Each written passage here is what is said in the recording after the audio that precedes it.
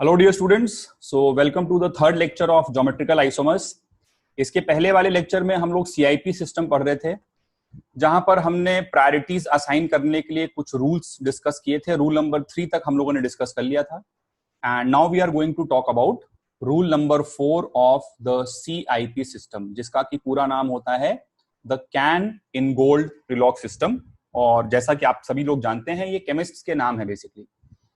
तो rule number 4 basically होता है कि अगर ग्रुप में मल्टीपल बॉन्ड प्रेजेंट, ठीक है, मल्टीपल बॉन्ड का मतलब क्या हो गया, डबल बॉन्ड या triple bond. If multiple bond is present, तो ऐसी सिचुएशन में हम लोग रूल नंबर 4 लगाते हैं। और मल्टीपल बॉन्ड के केस में हम लोग क्या करते हैं, हम लोग जो भी ग्रुप्स अटैच्ड हैं बच्चों, उनका हम लोग एक हाइपोथेटिकल वर्ड का मीनिंग होता है इमेजिनरी। तो हम लोग क्या करते हैं, एक हाइपोथेटिकल इक्विवेलेंट उसका ड्रॉ करते हैं और फिर उसके अकॉर्डिंग हम लोग प्रायोरिटी असाइन करते हैं। ये बात ध्यान रहे कि ये हम लोग जो हाइपोथेटिकल इक्विवेलेंट ड्रॉ करने जा रहे हैं, this is just for the purpose of assigning priorities. नाम से ही क्लियर होना चाहिए, ये हाइपोथेटिकल चीज है, मतलब इमेजिनरी चीज है, ठीक है। तो let me take some examples, जिससे आपको और क्लियर होगा कि मैं क्या कहना चाह रहा हूं। जैसे सपोज करिए कि हमारे पास कोई ग्रुप एक आया सी डबल बॉन्ड वाई, ठीक है। अब वाई कोई भी एटम है, तो ये C double bond Y group जुड़ा हुआ है। तो हम लोग क्या करेंगे, सीआईपी रूल लगाने के लिए इसका एक हाइपोथेटिकल इक्विवेलेंट ड्रॉ करेंगे।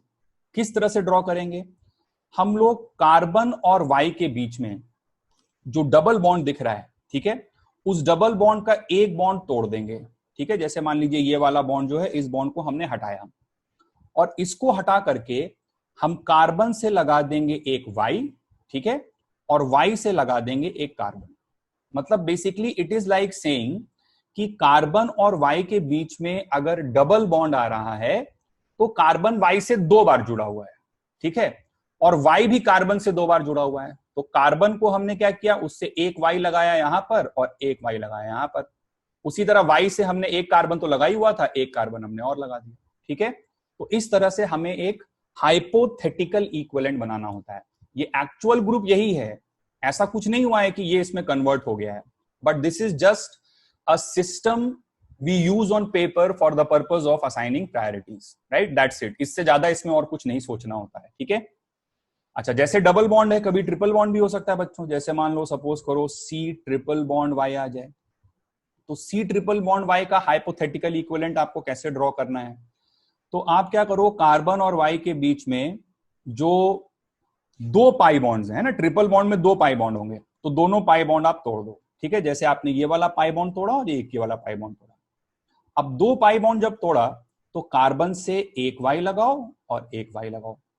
इसका क्या मतलब है कि कार्बन और वाई के बीच में अगर ट्रिपल बॉन्ड है, तो कार्बन वाई से 3 बार जुड़ा हुआ है, ठीक है। तो मैंने 3 वाई लगा दी, एक वाई ऐसे लगाया, एक वाई ऊपर लगाया, एक वाई इधर लगा दिया। इसी तरह वाई से क्या करेंगे, वाई से हम लोग एक कार्बन यहां लगा देंगे, एक कार्बन यहां लगा देंगे। तो इस तरह से हम लोग हाइपोथेटिकल इक्विवेलेंट ड्रॉ कर सकते हैं। इसको ऐसे भी कभी कभी बोला जाता है कि डबल बॉन्ड के केस में we assume the groups to be duplicated. तो ये वर्ड अगर आपको कभी दिखाई दे, तो आपको बस इसका मीनिंग समझ में आना चाहिए। डुप्लीकेटेड मतलब क्या हुआ कि आपने कार्बन को 2 बार वाई से जोड़ दिया, तो डुप्लीकेट कर दिया, ठीक है। तो इसको बोलते हैं डुप्लीकेट बनाना। और ट्रिपल बॉन्ड के केस में जो ग्रुप्स हैं, they are regarded as they have been triplicated, मतलब हमने 3 बार उन्हें जोड़ दिया, ठीक है। सो बस दैट्स इट। आइए इस पे कुछ क्वेश्चन करते हैं। रूल नंबर 4 के कुछ एप्लीकेशंस देख लेते हैं। तो आपको मैं कुछ ग्रुप्स देने जा रहा हूं और आपको उनमें प्रायोरिटीज असाइन करनी है। तो let's note down question number 1। Question number 1 है, मान लीजिए हमारे पास है CH2OH और हमारे पास है C double bond OOH carboxylic acid, और हमारे पास है C डबल बॉन्ड O और एक H एल्डिहाइड, ठीक है। तो इन तीनों में मुझे प्रायोरिटीज असाइन करनी है। वैसे तो हमारे पास 2 ही ग्रुप्स रहेंगे, 1 और 2 ही हमको करना होगा, बट लेट्स से मैंने 3 एग्जांपल ले लिए, तो तीनों में आप प्रायोरिटीज कंपेयर करो। एक्चुअल क्वेश्चन में आपके पास इन तीनों में से कोई 2 कॉम्बिनेशन हो सकते हैं, तो उनमें आप अपना 1 और 2 आसानी से डिसाइड कर सकते हो। तो देखो, अब यहाँ पे तो कोई मल्टीपल बॉन्ड नहीं दिख रहा है, तो इसके लिए तो कोई हाइपोथेटिकल वाली चीज है नहीं। तो ये पहला एटम कार्बन है और ये कार्बन किससे जुड़ा हुआ है, फर्दर आगे ये जुड़ा है O H और H से इस तरह से जुड़ा हुआ है। यहां पे मुझे मल्टीपल बॉन्ड दिखाई दे रहा है, तो मल्टीपल बॉन्ड के लिए मैं क्या करूंगा, एक हाइपोथेटिकल इक्विवेलेंट बनाऊंगा। तो मैं कार्बन और ऑक्सीजन के बीच का डबल बॉन्ड ब्रेक करूंगा, ठीक है। ऑक्सीजन से लगा दूंगा एक कार्बन और कार्बन से लगा दूंगा एक ऑक्सीजन, है ना। ये वाला डबल बॉन्ड मैंने ब्रेक किया और ऑक्सीजन से कार्बन जोड़ दिया और कार्बन से ऑक्सीजन जोड़ दिया और इधर OH लगा हुआ है। तो अब देखिए यहां पर अगर डिस्कस किया जाए तो यहां पर भी फर्स्ट एटम तो कार्बन ही है और ये कार्बन फर्दर किससे जुड़ा हुआ है, ये कार्बन जुड़ा हुआ है O से और O से। जो कार्बन है वो किससे जुड़ा है, ऑक्सीजन से और ऑक्सीजन से। हाइपोथेटिकल इक्विवेलेंट बनाने के बाद हमें सोचना होता है।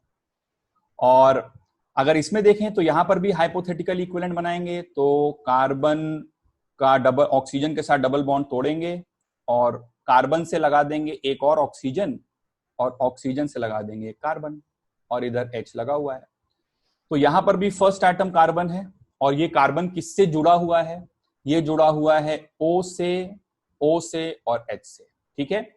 और यहां क्या था, यहां था OH और H। तो अब देखिए पहला एटम कार्बन था, उसके बाद देखिए क्या आ रहा है, ऑक्सीजन यहां पर भी है, ऑक्सीजन यहां पर भी है, ऑक्सीजन यहां पर भी।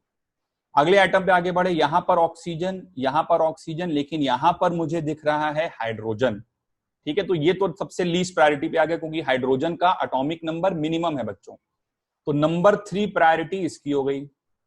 अच्छा, फिर इन दोनों में देखा जाए तो फिर आगे बढ़े तो ऑक्सीजन और यहां हाइड्रोजन, तो ऑक्सीजन और हाइड्रोजन में किसका एटॉमिक नंबर ज्यादा है, ऑक्सीजन का। तो नंबर 1 प्रायोरिटी इसकी हो गई और नंबर 2 इसकी हो गई। This is 1, 2 and 3। तो इस तरह से जब भी मल्टीपल बॉन्ड आता है हम लोगों को हाइपोथेटिकल इक्विवेलेंट बनाकर देख लेना होता है। आई होप आप एग्जाम्पल से समझ गए होंगे। मैं कुछ और इलस्ट्रेशंस देने जा रहा हूं जिससे आपका ये कॉन्सेप्ट और अच्छे से क्लियर हो सके।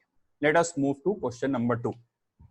सो क्वेश्चन नंबर 2 इज, हमें ग्रुप्स दिए हुए हैं CH2SH, एक ग्रुप ये दिया है, फिर अगला ग्रुप दिया हुआ है C double bond OH, this is the second group, और तीसरा ग्रुप मुझे दिया हुआ है CH2OH, ठीक है। ये 3 ग्रुप्स दिए हुए हैं, राइट। तो देखते हैं इन तीनों में क्या होगा। तो यहां पर तो पहले वाले ग्रुप में तो कोई मल्टीपल बॉन्ड है नहीं और पहला एटम कार्बन है। अच्छा, पहला एटम तीनों में ही कार्बन है, यहां भी कार्बन है, यहां भी कार्बन है और यहां भी कार्बन है, ये बात चेक कर लीजिए। पहले वाले CH2SH वाले में कहीं मल्टीपल बॉन्ड नहीं है, तो अगर मल्टीपल बॉन्ड नहीं है तो ऑब्वियसली हमें कोई हाइपोथेटिकल इक्विवेलेंट की जरूरत यहां नहीं पड़ेगी। हम सिंपली लिखते हैं कि ये कार्बन किन किन एटम से जुड़ा हुआ है। तो ये जुड़ा हुआ है एक सल्फर से और 2 हाइड्रोजन से। एंड प्लीज रिमेंबर कि हम जब भी इन ग्रुप्स को लिखते हैं हम in order of decreasing atomic number लिखते हैं, ठीक है। डिक्रीजिंग एटॉमिक नंबर के ऑर्डर में लिखना है।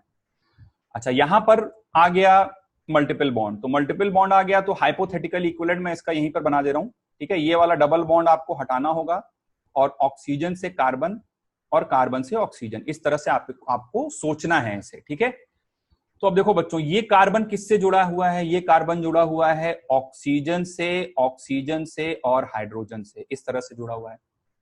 और फाइनली हम लोग इस वाले कार्बन पर आ जाएं तो ये कार्बन जुड़ा हुआ है ऑक्सीजन से, हाइड्रोजन से और हाइड्रोजन से, in the order of decreasing atomic number. चलो भाई फटाफट मुझे बताओ किसकी प्रायोरिटी सबसे आगे होगी। तो पहला एटम चेक करिए, फर्स्ट पॉइंट ऑफ डिफरेंस तक हमें जाना होता है। तो पहला एटम पे तो ये जीत गया, सल्फर का एटॉमिक नंबर ऑक्सीजन से ज्यादा है, दिस इज अ फैक्ट, ये हम लोग जानते हैं। तो नंबर 1 प्रायोरिटी इस वाले ग्रुप की हो गई। अच्छा, फिर इन दोनों में अगर कंपेयर करेंगे तो यहां ऑक्सीजन है, यहां भी ऑक्सीजन है, तो अभी तो दोनों बराबर हैं। अगले पे बढ़े तो यहां ऑक्सीजन है और यहां पर हाइड्रोजन है, और ऑक्सीजन और हाइड्रोजन में ऑक्सीजन का एटॉमिक नंबर ज्यादा है, तो नंबर 2 प्रायोरिटी इसकी और नंबर 3 प्रायोरिटी इसकी, right. Ready for more examples, let us do question number 3। Question number 3 देखते हैं। देखिए इसमें क्या हमको दिया हुआ है, क्वेश्चन नोट डाउन करें पहले सब लोग। क्वेश्चंस को बहुत केयरफुली नोट किया करिए, खासकर ऑर्गेनिक में, क्योंकि एक बॉन्ड इधर उधर पूरे क्वेश्चन का मीनिंग बदल देता है। And I am saying this by experience, right. क्योंकि हम लोग जो अपने ऑपरेटर से पेपर टाइप करवाते हैं तो उसमें अगर वो एक भी बॉन्ड इधर उधर कर देता है तो पूरे क्वेश्चन का मीनिंग ही बदल जाता है। चलिए तो ये देखते हैं, ये हमें दिए हुए हैं 2 ग्रुप्स इस टाइप से और हमें इनकी प्रायोरिटीज चेक करनी है। तो दोनों जगह पे मुझे 5 मेंबर्ड रिंग्स दिखाई दे रहे हैं। पहला एटम कार्बन है, यहां पर भी पहला एटम कार्बन है, ठीक है। यहां पर मल्टीपल बॉन्ड दिख रहा है तो हाइपोथेटिकल इक्विवेलेंट बनाना पड़ेगा। इस वाले डबल बॉन्ड को आप तोड़ेंगे, ठीक है, ये डबल बॉन्ड तोड़ेंगे, नाइट्रोजन से आप लगाएंगे एक कार्बन और कार्बन से आप लगाएंगे एक नाइट्रोजन, राइट। इतना सबको क्लियर है। तो अब ये वाला कार्बन, ठीक है, दोनों जगह पहला एटम कार्बन तो सेम है, तो आगे के एटम्स को देखते हैं। तो ये कार्बन बच्चों किससे जुड़ा हुआ है? ये जुड़ा हुआ है नाइट्रोजन, नाइट्रोजन और कार्बन से, राइट। और ये वाला कार्बन किससे जुड़ा हुआ है? नाइट्रोजन, कार्बन और हाइड्रोजन से, ठीक है। यहां पे क्या दिख रहा है भाई? नाइट्रोजन, यहां क्या दिख रहा है? कार्बन, और एक क्या लगा हुआ है? हाइड्रोजन। तो पहला नाइट्रोजन, नाइट्रोजन तो दोनों का सेम है, लेकिन दूसरे वाले में जो फर्स्ट पॉइंट डिफरेंस आ रहा है वो इस नाइट्रोजन और कार्बन में आ जा रहा है। भाई नाइट्रोजन का एटॉमिक नंबर ज्यादा, तो इसकी प्रायोरिटी इससे ज्यादा हो जाएगी, ठीक है। चलिए, तो एक लास्ट एग्जांपल स्टूडेंट्स और हम लोग करने जा रहे हैं, and that is question number 4। तो क्वेश्चन नंबर 4 में क्या है कि हमें एक फिनाइल रिंग दी हुई है, राइट। तो इस टाइप से सपोज करिए ये एक फिनाइल रिंग है, और दूसरा हमें एक ग्रुप दिया हुआ है CH double bond CH2, and we are suppose to compare their priorities. तो इस बार तो दोनों में ही मल्टीपल बॉन्ड आ रहा है, तो सबसे पहले हम लोग हाइपोथेटिकल इक्विवेलेंट बना लेते हैं। तो जल्दी से मैं इस फिनाइल रिंग का हाइपोथेटिकल इक्विवेलेंट बनाता हूं, सारे डबल बॉन्ड्स को ब्रेक कर देता हूं और सब जगह पर एक एक कार्बन लगा देता हूं। आई होप आप समझ गए होंगे, अगर आप शुरू से ध्यान से फॉलो कर रहे हो तो हर जगह पे मैंने डबल बॉन्ड ब्रेक किया और सब जगह पर एक एक कार्बन लगाया। उसी तरह इस वाले ग्रुप में एक ही डबल बॉन्ड दिख रहा है, इसको भी मैंने ब्रेक किया, तो CH और डबल बॉन्ड तोड़ा तो एक कार्बन, और इधर लगा हुआ है H और H, और इधर भी लगा हुआ है एक कार्बन, ठीक है। डबल बॉन्ड तोड़ करके एक कार्बन इससे लगा दिया, एक कार्बन इससे लगा दिया। ये दोनों के हाइपोथेटिकल इक्विवेलेंट बन गए। नाउ अब फर्स्ट एटम देखिए, फर्स्ट एटम बच्चों यहां भी कार्बन है, फर्स्ट एटम यहां भी कार्बन है, तो पहला एटम तो सेम है। अच्छा, अब ये कार्बन किससे जुड़ा है आगे?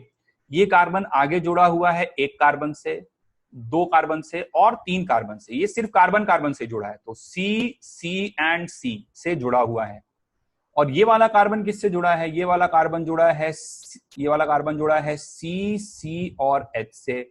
और इतना लिखते ही आई एम वेरी श्योर कि आपको समझ में आ गया होगा कि मैं क्या आंसर देने जा रहा हूं। फिनाइल रिंग की प्रायोरिटी ज्यादा हो जाएगी, इसकी प्रायोरिटी नंबर 1 हो जाएगी, इसकी 2 हो जाएगी, क्योंकि देखो यहां पर C है, यहां भी C है, यहां C और यहां C, यहां तक तो सेम थी बात, लेकिन आगे बढ़े तो यहां पर मिल रहा है कार्बन और यहां मिल रहा है hydrogen, and we know that carbon has a greater atomic number, ठीक है। तो दैट कंप्लीट्स रूल नंबर 4।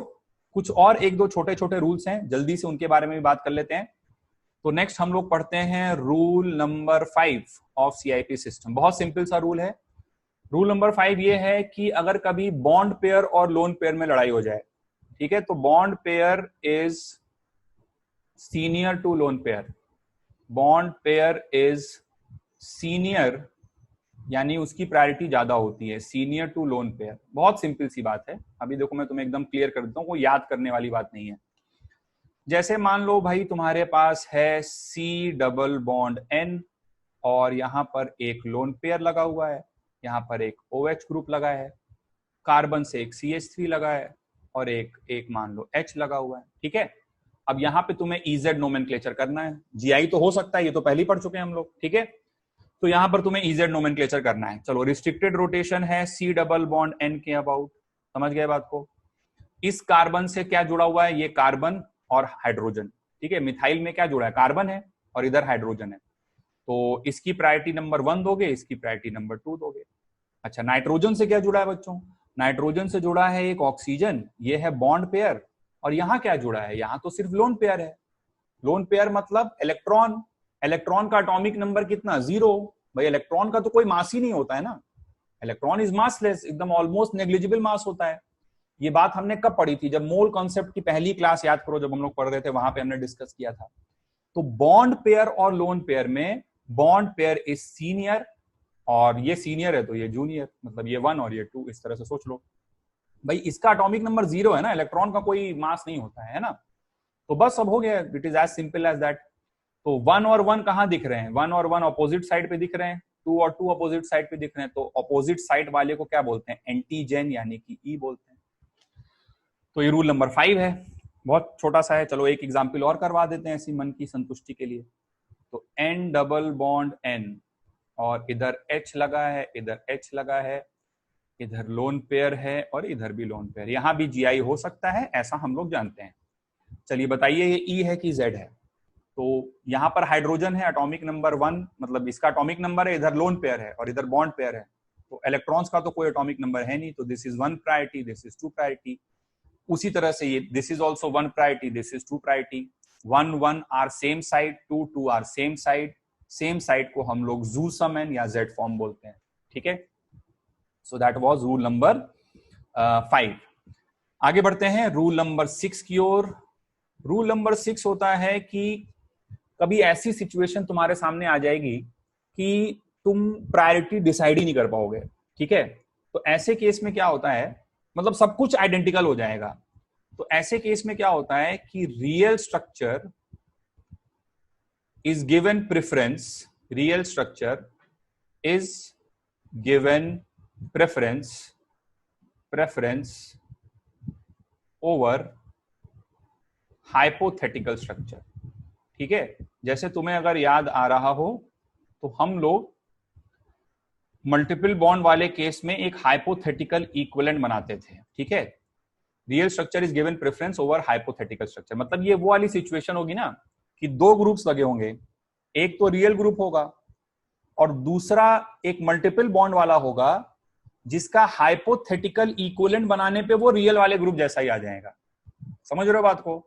तो ऐसे केस में रियल और हाइपोथेटिकल में रियल की इंपॉर्टेंस ज्यादा है। फॉर एग्जाम्पल मान लीजिए कि हमारे पास एक ग्रुप लगा हुआ है C ट्रिपल बॉन्ड CCH3, एक ग्रुप ये लगा है बच्चों। ठीक है, और दूसरा ग्रुप लगा हुआ है CCH3 और CCH3, यहां भी CH3 और CH3। ठीक है, तो ये दो ग्रुप्स हैं। अब इनमें हमें प्रायोरिटी 1 2 डिसाइड करनी है, प्रायोरिटीज कंपेयर करनी है। तो पहले वाले ग्रुप में मुझे ट्रिपल बॉन्ड मल्टीपल बॉन्ड दिखाई दे रहा है, तो यहां पर अगर मैं प्रायोरिटी, मतलब इसका पहले मैं क्या करूंगा, हाइपोथेटिकल इक्विवेलेंट बनाऊंगा ना, मल्टीपल बॉन्ड है तो क्या बनाऊंगा, देखो C डबल बॉन्ड को तोड़ दूंगा, तो यहाँ पे एक कार्बन लगाया, यहाँ पे एक कार्बन लगाया, फिर इधर आया इस कार्बन पे डबल बॉन्ड तोड़ा, इस पे भी एक कार्बन लगाया, इस पे भी एक कार्बन लगाया, इधर CH3 लगा। तो अब देखो हाइपोथेटिकल इक्विवेलेंट बनाने पे ये दोनों बिल्कुल सेम आ जा रहे हैं, एकदम सब कुछ सेम है ना। ये कार्बन है, इधर भी कार्बन है, ये कार्बन भी फिर 3 कार्बन से जुड़ा हुआ है, ये भी 3 कार्बन से जुड़ा हुआ है, सब कुछ सेम है, कहीं कोई डिफरेंस ही नहीं आ रहा है। तो अब ऐसे केस में जब सब कुछ सेम हो गया तो हम लोग क्या करेंगे कि हम लोग रियल स्ट्रक्चर की priority, this is the real structure और ये इसका एक हाइपोथेटिकल एनालॉग बना है, तो रियल स्ट्रक्चर को प्रायोरिटी 1 देंगे और हाइपोथेटिकल स्ट्रक्चर को प्रायोरिटी 2। ठीक है, ये बात आप ध्यान रखिएगा, रेयरली ये सब रूल्स यूज होंगे। मोस्टली जो कॉमन रूल्स बच्चों आपको ज्यादातर सवालों में दिखाई देंगे वो रूल नंबर 1 2 3 4 है। ठीक है, 99.9% क्वेश्चंस आपके उन्हीं रूल नंबर 1 2 3 4 से होंगे, और 5 भी बॉन्ड पेयर वाला भी, वो तो बहुत सिंपल सी बात है। खैर, तो 5 तक मान लो आप, 5 तक रूल्स जो है वो इंपॉर्टेंट है। उसके आगे मैं एक दो रूल्स आपको जस्ट ऐसी बता दे रहा हूं, बट इनका बहुत ज्यादा यूज क्वेश्चंस में नहीं पड़ता है, मतलब मैंने तो आज तक नहीं देखा आईटी में कोई सवाल जो इन पर आया हो, बट क्या है कि बहुत सालों से एक प्रथा चली आ रही पढ़ाने की, तो उसी को फॉलो करने के लिए ये सब पढ़ाना पड़ता है। तो we have reached rule number how much, rule number 6 था ना ये, हाँ रूल नंबर 6। तो ये समझ गए रियल और हाइपोथेटिकल वाला। चलो अगला है रूल नंबर 7। रूल नंबर 7 है कि अगर हमारे पास हाइड्रोकार्बन रिंग्स हो, ठीक है, हाइड्रोकार्बन रिंग्स हो विथ नो सब्स्टिट्यूएंट्स, पहले मैं लिख देता हूं फिर समझाता हूं, with no substituents and no double और ट्रिपल बॉन्ड, हाइड्रोकार्बन की सिर्फ रिंग हो जिसमें कोई सब्स्टिट्यूएंट ना हो और कोई डबल या ट्रिपल बॉन्ड ना हो, देन पहले तो इसको याद कर लो, then smaller ring has higher priority. मान लो कभी ऐसा क्वेश्चन आ जाए, वैसे बहुत रेयर चांसेस है कि आएगा, बट मान लो कभी आ जाए, then smaller ring has higher priority. ठीक है, रट्टा मारो पहले उसको तुरंत। ठीक है, मैंने क्या बोला कि अगर हाइड्रोकार्बन की रिंग, हाइड्रोकार्बन समझते हो, कार्बन और हाइड्रोजन होना चाहिए खाली, ठीक है, हाइड्रोकार्बन की रिंग है और उसमें कोई सब्स्टिट्यूएंट नहीं होना चाहिए, कहीं पर कुछ क्लोरीन वोरीन ये सब नहीं होना चाहिए, कोई डबल बॉन्ड ट्रिपल बॉन्ड नहीं होना चाहिए, तो ऐसे केस में स्मॉलर रिंग की प्रायोरिटी ज्यादा होगी। ठीक है, तो इस बात को तो पहले हम लोगों ने याद कर लिया। जैसे मान लीजिए मेरे पास एक 3 मेंबर्ड साइक्लोप्रोपाइल रिंग है, ठीक है, एक जगह से ये लगा हुआ है, कोई डबल बॉन्ड ट्रिपल बॉन्ड नहीं है। ध्यान से देखो, मैंने एक एक कंडीशन बहुत क्लियरली स्पेसिफाई करी है। डबल बॉन्ड ट्रिपल बॉन्ड नहीं होना चाहिए, क्योंकि डबल बॉन्ड ट्रिपल बॉन्ड है या कोई सब्स्टिट्यूएंट है तो क्वेश्चन वैसे ही करोगे जैसे अभी के पहले करते हुए आ रहे थे। ऐसा नहीं है कि मैं रिंग का पहला एग्जाम्पल ले रहा हूं, मैं बहुत सारे रिंग के एग्जाम्पल्स ले चुका हूं, बट मैं एक स्पेसिफिक टाइप की रिंग के बारे में बात कर रहा हूं यहाँ पे। और वो रिंग कैसी है? हाइड्रोकार्बन रिंग है, कोई सब्स्टिट्यूएंट नहीं है, कोई डबल बॉन्ड ट्रिपल बॉन्ड नहीं है। ये सारी कंडीशन जब सेटिस्फाई हो रही हो तो पहले तो तुम इसको रट्टा मार लो कि जो छोटी वाली रिंग है उसकी प्रायोरिटी ज्यादा है। जैसे मोस्टली लोग कहते हैं देखने में सर लग रहा है इसकी प्रायोरिटी ज्यादा होनी चाहिए, बट ऐसा नहीं है, इसकी प्रायोरिटी ज्यादा होगी।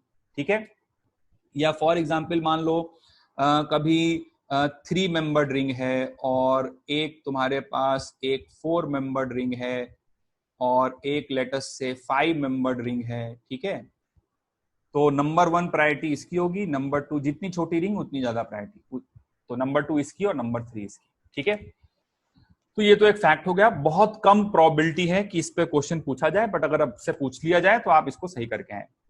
अब सवाल आता है सर थोड़ा समझा दीजिए। ठीक है, याद तो हमने कर लिया, तो चलो समझा देते हैं।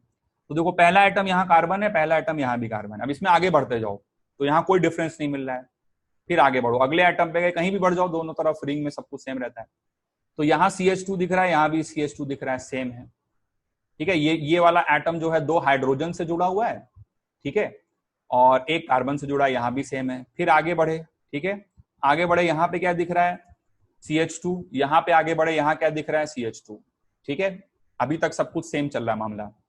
फिर यहाँ पे आगे बढ़ेंगे तो यहाँ पे हमें ये वाला कार्बन मिलेगा जो कि CH है यहाँ पे इस पोजीशन पे, तो ये 3 कार्बन से जुड़ा है। और यहाँ पे आगे बढ़ेंगे तो यहाँ CH2 मिलेगा, तो ये 2 कार्बन से जुड़ा है। तो ये कार्बन 3 से जुड़ा और ये 2 से जुड़ा है, इसलिए इसकी प्रायोरिटी ज्यादा होगी। ठीक है, अगर बात समझ में आ गई हो तो बहुत खुशी की बात है, और नहीं भी समझ में आई है तो कोई चिंता का विषय नहीं है। ठीक है, तुम बस इतना ध्यान रखो, हाइड्रोकार्बन रिंग है, कोई सब्स्टिट्यूएंट नहीं है, कोई डबल बॉन्ड ट्रिपल बॉन्ड नहीं, तो छोटी रिंग की प्रायोरिटी ज्यादा है। तो उसी तरह से यहाँ पर भी हो जाएगा। यहाँ 3 मेंबर्ड रिंग की प्रायोरिटी 1, 4 मेंबर्ड रिंग की प्रायोरिटी 2 और 5 मेंबर्ड रिंग की प्रायोरिटी 3। इस तरह से हो गया काम। ठीक है, तो ये रूल नंबर 7 हो गया। और फाइनली एक रूल नंबर 8 मैं अभी बस लिखा दे रहा हूं, लेकिन इसका यूज मैं आगे चल के करूंगा। ठीक है, अभी मैं बस इसको लिख रहा हूं, अभी फिलहाल इसको हम लोग यूज नहीं करने वाले हैं। रूल नंबर 8 है कि Z has higher priority over E। Z has higher priority over E।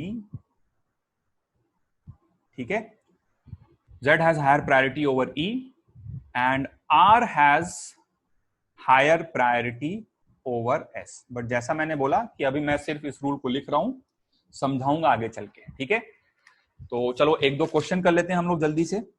तो एक क्वेश्चन मैं आपको दे रहा हूं, EZ आपको बताना है। इसमें लिखिए, नोट डाउन करिए, C डबल बॉन्ड C और इससे लगा हुआ है C डबल बॉन्ड OH और यहाँ पे लगा हुआ है CH2OH। ठीक है, और यहां पर लगा है बच्चों H, यहां पर लगा है F। आपको बताना है कि ये वाला फॉर्म E फॉर्म है या Z फॉर्म है। तो आइए देखते हैं। Fluorine priority number 1, hydrogen priority number 2। यहां पे देखिए पहला आइटम कार्बन है, लेकिन हाइपोथेटिकल इक्विवेलेंट बनाएंगे इसका तो ये ऑक्सीजन ऑक्सीजन ऑक्सीजन आ जाएगा। ठीक है, पहले किया हुआ हमने। और यहां बनाएंगे तो ऑक्सीजन हाइड्रोजन हाइड्रोजन आ जाएगा। ठीक है, तो ऑक्सीजन और ऑक्सीजन कैंसिल आउट हो जाएगा, राइट। और ऑक्सीजन और हाइड्रोजन में ऑक्सीजन का एटॉमिक नंबर ज्यादा, सो this is priority number 1 and this is priority number 2। ठीक है, तो 1 और 1 जो है वो ऑपोजिट साइड पर आ रहे हैं, और ऑपोजिट साइड पे आ रहे हैं, इसलिए हम लोग इसे क्या बोलेंगे? ई बोलेंगे। ठीक है, चलिए आइए तो एक क्वेश्चन और देखते हैं। Next is question number 2। Question number 2 is कि हमें दिया हुआ है एक C डबल बॉन्ड C और यहां से लगा हुआ है C ट्रिपल बॉन्ड N, यहां से लगा हुआ है CH डबल बॉन्ड NH, यहां से लगा हुआ है एक 3 मेंबर्ड रिंग इस तरह से हाइड्रोकार्बन रिंग, और यहां से लगा हुआ है एक 4 मेंबर्ड हाइड्रोकार्बन रिंग। ये स्ट्रक्चर है। We have to decide whether it is E और Z। ठीक है, तो I hope all of you are ready. तो आइए प्रॉब्लम को करते हैं। यहां पर देखिए हाइपोथेटिकल इक्विवेलेंट बनाना पड़ेगा। तो हाइपोथेटिकल इक्विवेलेंट में इसी को मिटा के बना दे रहा हूं, है ना। आप नया स्ट्रक्चर चाहो तो बना लेना। तो हाइपोथेटिकल इक्विवेलेंट बनेगा, यहां पर आ जाएगा N, यहां पर आ जाएगा N, यहां पर C और यहां पर C। ठीक है, और इसका हाइपोथेटिकल इक्विवेलेंट भी मैं यहीं पर बना दे रहा हूं। आप एक नया स्ट्रक्चर चाहे तो बना सकते हैं। तो डबल बॉन्ड तोड़ा, यहां पे लगाया एक N, यहां पे लगाया एक C। तो ये कार्बन, पहला एटम कार्बन, यहां भी पहला एटम कार्बन, ये कार्बन जुड़ा है N, N और N से। 3 नाइट्रोजन जुड़ा है N, N, N, और ये कार्बन बच्चों जुड़ा हुआ है N, N, H से। तो आई होप तुम इतने से समझ गए होगे कि जो N, N से जुड़ा है और जो N, H से जुड़ा है उसमें ये वाले N पे आके डिफरेंस आ गया, इसलिए नंबर 1 प्रायोरिटी इसकी हो गई, नंबर 2 इसकी हो गई। और हाइड्रोकार्बन रिंग में मैंने बताया था कि छोटी वाली रिंग की प्रायोरिटी ज्यादा होती है अभी थोड़ी देर पहले। तो ये 1 हो गया और ये 2 हो गया। तो 1 1 सेम साइड, 2 2 सेम साइड, तो इसको हम लोग बोलेंगे Z, दैट इज ज़ूसमन। ठीक है, तो दैट इज EZ नोमेनक्लेचर। एक लास्ट टाइप का नोमेनक्लेचर और होता है, फाइनली हम लोग टॉपिक को खत्म करते करते उसके बारे में बात कर लेते हैं, and that is known as syn anti nomenclature. Syn anti nomenclature. ठीक है, तो सिन एंटी नोमेनक्लेचर भी सिस ट्रांस की तरह इसकी लिमिटेड एप्लीकेशन है, कुछ पर्टिकुलर जगह ही ये यूज हो पाता है। तो कहां कहां यूज होता है? सबसे पहले तो बच्चों ये होता है यूज होता है in the case of aldoximes. Now the question arises कि सर ये एल्डोक्साइम्स क्या होते हैं? तो देखो कभी भी क्या होता है कि किसी कार्बोनिल की, ठीक है, आगे चल के हम इस रिएक्शन का मैकेनिज्म पढ़ेंगे भी, बट ये बड़ी इंपॉर्टेंट रिएक्शन है और प्रोडक्ट याद करने का मैं सिंपल तरीका तुम्हें अभी बता देना चाहता हूं। तो मान लो कि मेरे पास कोई कार्बोनिल है ना, प्योर कार्बोनिल। प्योर कार्बोनिल बच्चों हम लोग किसे कहते हैं? कार्बोनिल ग्रुप हम लोग बोलते हैं C डबल बॉन्ड O को। ठीक है, और प्योर कार्बोनिल हम लोग बोलते हैं एल्डिहाइड्स, ये तो तुम जानते हो क्या होते हैं, और कीटोन्स को। ठीक है, एल्डिहाइड्स और कीटोन्स को हम लोग बोलते हैं प्योर कार्बोनिल्स। नाउ तो लेट अस से हमारे पास कोई एक एल्डिहाइड है, मान लेते हैं, कीटोन भी हो सकता है, रिएक्शन तो दोनों के साथ हो सकती है, बट लेट से हमारे पास एल्डिहाइड है कोई। तो ये हो गया RC डबल बॉन्ड OH। ठीक है, एल्डिहाइड और कीटोन को हम लोग प्योर कार्बोनिल बोलते हैं। वैसे तो C डबल बॉन्ड O का ग्रुप बहुत सारे फंक्शनल ग्रुप में होता है, एस्टर में होता है, एसिड हैलाइड में होता है। ठीक है, तो उनको हम लोग एसिड डेरिवेटिव्स बोलते हैं। Pure carbonyls are aldehydes and ketones. ठीक है, C double bond O as a functional group is present in lot many compounds, but I am not talking about all those compounds. I am only talking about aldehydes and ketones, which are classified as pure carbonyls. So let us say we have an aldehyde. तो aldehyde आप जानते हो ये होता है aldehyde। अब इस aldehyde की रिएक्शन, एक मॉलिक्यूल होता है इनऑर्गेनिक का बड़ा फेमस, जिसे हम लोग बोलते हैं हाइड्रोक्सिल अमीन। ठीक है, तो हाइड्रोक्सिल अमीन होता है NH2OH, right. This is aldehyde, short form में मैंने ALD लिख दिया, and this is what, this is hydroxyl amine. ठीक है भाई, NH3 अमोनिया होता है, NH3 से एक H हटाकर OH लगा दिया गया, तो OH क्या होता है? हाइड्रोक्सी ग्रुप, तो इसको हाइड्रोक्सिल अमीन बोलते हैं।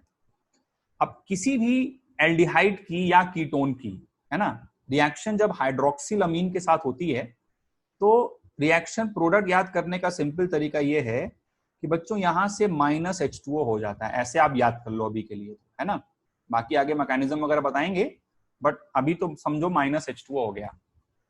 तो ये -H2O करके आप अपना प्रोडक्ट बना दो। तो C डबल बॉन्ड N और यहां पर एक OH। ठीक है, याद करने का तरीका है ये, बस और कुछ नहीं। यहां पे एक R और यहां पर एक H। ठीक है, तो अगर स्टार्टिंग रिएक्टेंट एल्डिहाइड है तो इस बनने वाले प्रोडक्ट को हम लोग एल्डोक्साइम बोलते हैं। ठीक है, this is known as aldoxime. Aldehyde से बना हुआ ऑक्साइम, मतलब इस प्रोडक्ट का जनरल नाम ऑक्साइम होता है। हाइड्रोक्सिल अमीन से बनने वाला जो प्रोडक्ट है इसका जनरल नाम ऑक्साइम है।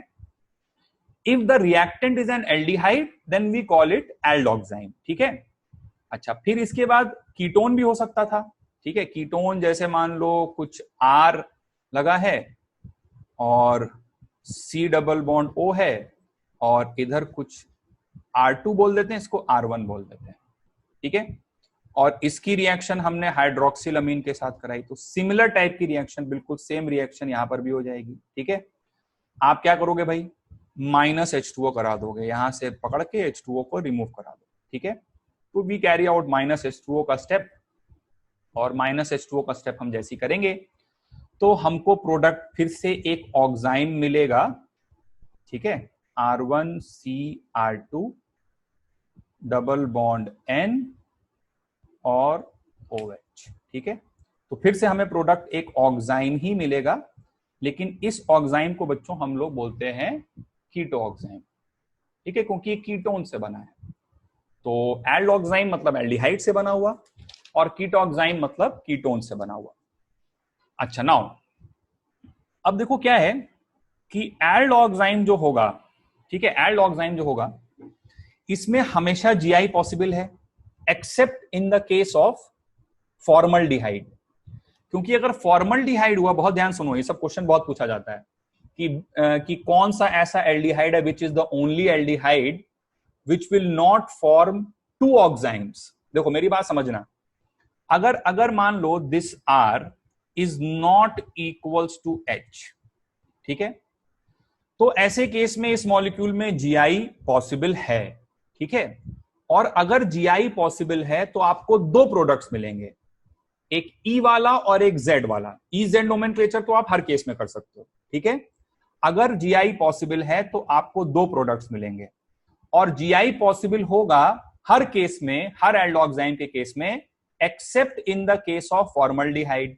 ठीक है, और आई होप आप समझ गए होंगे कि अगर फॉर्मल्डिहाइड मैंने लिया, right, what is formaldehyde? Formaldehyde इस मॉलिक्यूल को कहते हैं, दिस इज फॉर्मल्डिहाइड, और इसके साथ अगर मैं ऑक्साइम बनाऊंगा तो I hope you can visualize कि ये H और H सेम होने के कारण उसमें जीआई पॉसिबल नहीं हो पाएगा, और जीआई पॉसिबल नहीं हो पाएगा तो हमें ओनली वन प्रोडक्ट मिलेगा, and formaldehyde is the only aldehyde which will form only one oxime on reaction with hydroxylamine। लेकिन फॉर्मल्डिहाइड के अलावा और कोई भी एल्डिहाइड हुआ तो हमेशा आपको दो प्रोडक्ट मिलेंगे, because in the product you can see कि यहां पर जीआई पॉसिबल है। A is not equal to B, C is not equal to D, तो दो प्रोडक्ट मिलेंगे, दो ज्योमेट्रिकल आइसोमर, दो अलग अलग मॉलिक्यूल्स है ना भाई, एक दूसरे में इंटर कन्वर्ट नहीं हो सकते, तो उनको दो प्रोडक्ट माना जाएगा, दो ऑक्साइम्स आपको मिल जाएंगे। ठीक है, अच्छा, कीटोन के केस में अगर मैं बात करूं तो कीटोन के केस में भी जीआई हो सकता है if GI is possible if R1 is not equals to R2। ठीक है, कीटोन में अगर R1 और R2 अलग अलग हैं तो जीआई हो सकता है, और ऐसे केस में भी हमको दो प्रोडक्ट मिलेंगे। लेकिन अगर R1 और R2 बराबर हैं तब जीआई नहीं हो पाएगा, और ऐसे केस में हमको एक ही प्रोडक्ट मिलेगा। ठीक है, तो पहले तो ये कंडीशन समझ लो, दो प्रोडक्ट कब मिलेगा और एक प्रोडक्ट कब मिलेगा। ठीक, अच्छा, अब जहां तक बात है सिन और एंटी नोमेनक्लेचर की, तो सिन और एंटी हम लोग एल्डोक्साइम में डिफाइन करते हैं, and we define it with respect to H and OH। जैसे मान लो कि मैं एसिटल्डिहाइड की रिएक्शन कराऊं अगर हाइड्रोक्सिल अमीन से, तो एसिटल्डिहाइड आई होप आप सब लोग जानते हैं, है ना, इथानल भी उसको बोलेंगे हम लोग। तो मुझे ये प्रोडक्ट मिलेगा, एक प्रोडक्ट ये मिलेगा और दूसरा प्रोडक्ट ये मिलेगा। ठीक है, इसी का ज्योमेट्रिकल आइसोमर, तो दूसरा प्रोडक्ट मैंने ऐसे बना लिया। अब यहां पर ये दो अलग अलग प्रोडक्ट्स हैं बच्चों, they are geometrical isomers of each other. तो यहां पर EZ तो कर ही सकते हो ऑब्वियसली, बट यहां पर एक और नोमेनक्लेचर यूज किया जाता है जिसको सिन और एंटी बोलते हैं, and syn and anti is with respect to H and OH, with respect to H and OH। ठीक है, क्योंकि एल्डिहाइड अगर होगा तो एक चीज ये H हमेशा फिक्स होगी और इधर की OH हमेशा फिक्स है हाइड्रोक्सिलमीन के केस में। तो सिन और anti nomenclature with respect to H and OH use किया जाता है अगर H और OH सेम साइड पर हैं, जैसा कि इस वाले आइसोमर में हो रहा है, तो इसे हम लोग सिन वाला फॉर्म बोलते हैं। और यदि H और OH ऑपोजिट साइड पर हैं तो इसे हम लोग एंटी वाला फॉर्म बोलते हैं। So this is syn and anti nomenclature. ये बात बताने की जरूरत नहीं होनी चाहिए कि E और Z तो यहां पर भी यूज हो ही सकता है, E और Z तो हमेशा यूज हो सकता है, ठीक है।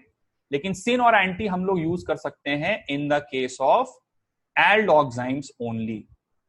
कीटोक्साइम्स के केस में हम लोग सिन एंटी यूज नहीं कर पाएंगे, ठीक है। कीटोक्साइम्स के केस में सिन और एंटी नहीं यूज कर पाएंगे क्योंकि कीटोन में कोई H वाली चीज फिक्स नहीं रहेगी ना भाई। एक तरफ कोई अल्काइल ग्रुप है, दूसरी तरफ कोई और अल्काइल ग्रुप है, ठीक है। तो कैसे किसके रिस्पेक्ट में डिफाइन करोगे? कुछ किताबों में कीटोक्साइम्स के लिए भी सिन और एंटी के रिस्पेक्ट में डिफाइन कर दिया जाता है, बट वो जबरदस्ती का वाला काम है, उसकी कोई जरूरत नहीं है। तो कीटोक्साइम्स के केस में तो आपको अगर अलग अलग ज्योमेट्रिकल आइसोमर्स में डिफरेंशिएट करना है तो आप EZ वाला ही यूज करो। एल्डोक्साइम्स के केस में you can also use syn anti nomenclature and that syn and anti is defined with respect to H and OH।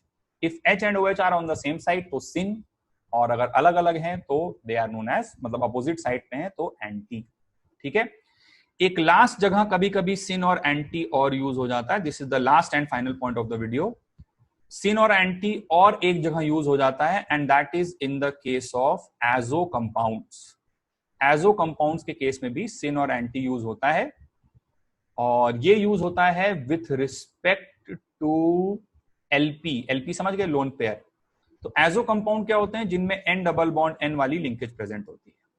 तो इधर से मान लो कुछ H लगा हुआ है, इधर से कुछ H लगा हुआ है, और यहाँ पे एक लोन पेयर है, यहाँ पे एक लोन पेयर है, ठीक है। तो इसमें GI तो हो ही सकता है, तो मैं इसका एक दूसरा फॉर्म भी बना सकता हूँ, है ना। तो एक दूसरा ज्योमेट्रिकल आइसोमर इसका मैंने बना दिया। तो अब यहाँ पर क्या है कि दोनों लोन पेयर अगर सेम साइड पर है, जैसा कि यहाँ पर हो रहा है, तो इसको हम लोग सिन बोल देते हैं, सॉरी सिम नहीं, सिन बोल देते हैं। और दोनों लोन पेयर ऑपोजिट साइड पर हैं तो इसको हम लोग एंटी बोल देते हैं, right. Azo compounds, AZO, azo compounds क्या होते हैं? जहां पे N double bond N linkage होती है ना। इस लिंकेज को N डबल बॉन्ड N, इस लिंकेज को एजो लिंकेज भी बोला जाता है, AZO लिंकेज, एजो लिंकेज। ये वाले ग्रुप्स कुछ भी हो सकते हैं, जरूरी नहीं है हाइड्रोजन ही हो, it can be anything, right. So that winds up our nomenclature of geometrical isomers. और बहुत डिटेल में हमने इसे कवर किया, जो भी अलग अलग केसेस हो सकते हैं, सबके बारे में हमने यहाँ पर बात किया है। And I am very confident कि अगर आपने इन सभी एग्जाम्पल्स को देखा है तो आगे से आपको क्वेश्चंस को सॉल्व करने में कोई दिक्कत नहीं आनी चाहिए। मिलेंगे अगले वीडियो में और डिस्कस करेंगे एक नया टॉपिक जिसका नाम होगा नंबर ऑफ ज्योमेट्रिकल आइसोमर्स, ठीक है। तो मिलते हैं अगले वीडियो में, till then take care of yourself.